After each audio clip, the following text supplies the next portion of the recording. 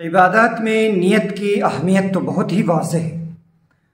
रमज़ान मुबारक अभी आ रहा है, तो रमज़ान मुबारक के वज़ू की नियत करना ये फ़र्ज़ है दिल से।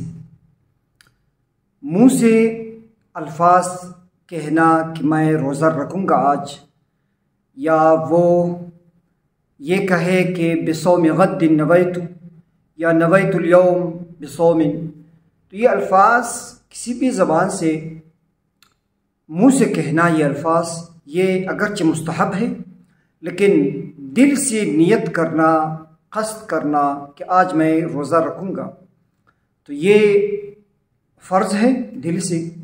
और इसी तरह सहरी खाना ये समझा जाएगा कि ये भी क़ाइम मक़ामी नियत की है, यानी अगर कोई सहरी नियत रमज़ान मुबारक की नियत से वो सहरी कोई करता है तो ये भी नियत शुमार होगी।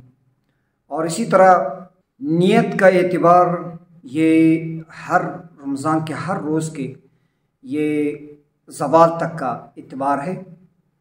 ज़वाल के बाद फिर कोई अगर नियत करे कि मैंने तो अभी तक नहीं किया, अभी नियत करता हूँ ज़वाल के बाद, तो फिर वो दुरुस्त नहीं है। ज़वाल तक टाइम है, रमज़ान में कोई नियत कर सकता है। अगर सहरी या सहरी से पहले अगर किसी ने नियत नहीं की हो रमज़ान की, तो फिर वो ज़वाल तक नियत कर सकता है, बशर्ते कि कुछ खाया पिया ना हो।